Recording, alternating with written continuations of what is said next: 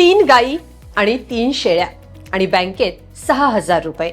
तिनं पहिल्यांदा निवडणूक लढवली तेव्हा तिची हीच संपत्ती होती. आता ती दुसऱ्यांदा जिंकलीये.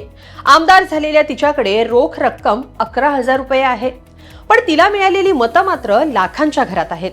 मी हे बोलतीये दुसऱ्यांदा आमदार झालेल्या एका सामान्य गृहिणीबद्दल. चंदना बावरी पश्चिम बंगालच्या विधानसभा निवडणुकीत दुसऱ्यांदा आमदार झालेली एक महिला जी एक मजूर आहे. पंतप्रधान नरेंद्र मोदी जिचा उल्लेख आपल्या भाषणात करतात ती चंदना बावरी दुसऱ्यांदा आमदार झालीय.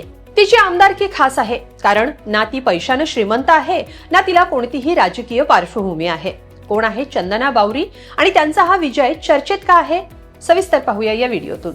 नमस्कार, मी स्वाती पाटील. लोकमत.com वर आपलं स्वागत आहे.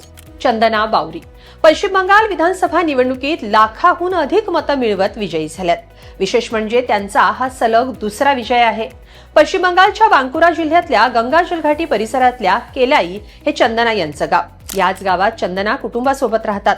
चंदना बावरी या प्रवासी मजूर म्हणून काम करायच्या, तर त्यांचे पती श्रवण बावरी आजही मजूर म्हणूनच काम करतात.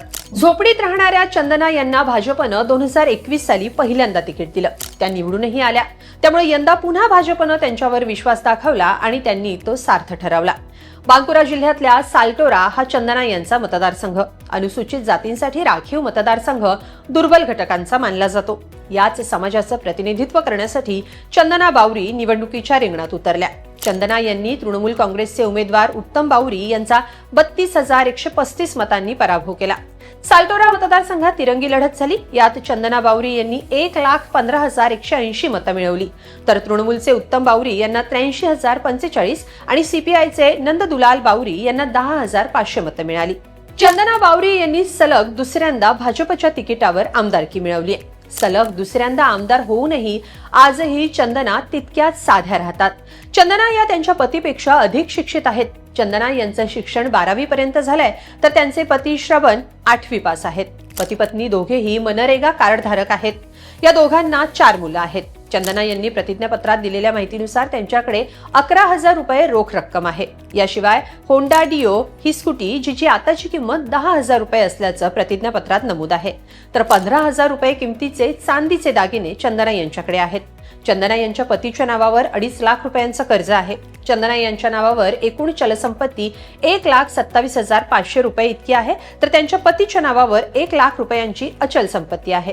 चंदना यांच्यावर गंगाजल घाटी पोलीस ठाण्यात एक गुन्हा दाखल असल्याचं प्रतिज्ञापत्रात नमूद करण्यात आलंय. चंदना या एकेकाळी प्रवासी मजूर म्हणून काम करायच्या. मग भाजपनं त्यांना तिकीट कसं दिलं सांगते. 2021च्या विधानसभा निवडणुकीत चंदना बावरी या पहिल्यांदा आमदार झाल्या. पण त्याआधी चंदना 2014 सालापासून भाजपच्या कार्यकर्त्या म्हणून काम करायच्या. त्यांनी 2018 साली पहिल्यांदा पंचायत निवडणूक लढवली. यात विजय मिळवत त्या ग्रामपंचायत सदस्य झाल्या. त्यानंतर 2019 साली त्या बांकुरा जिल्हा समितीच्या सदस्य झाल्या. तर 2021 साली चंदना पहिल्यांदा आणि आता 2026 मध्ये त्या सलग दुसऱ्यांदा आमदार झाल्यात. भाजपच्या चंदना बावरी या विधानसभेत साल्टोरा मतदारसंघाचं प्रतिनिधित्व करतात. पण त्यांचा हा विजय सामान्य महिलेचा विजय मानला जातोय. त्याहून पुढे निवडणूक जिंकण्यासाठी कोट्यवधी रुपयांचा चुराडा करावा लागतो हा समजही चंदना बावरी यांच्या विजयानं खोटा ठरवलाय. तुम्हाला काय वाटतं? कमेंटमध्ये नक्की लिहा आणि लोकमत.com ला सबस्क्राईब करा. धन्यवाद.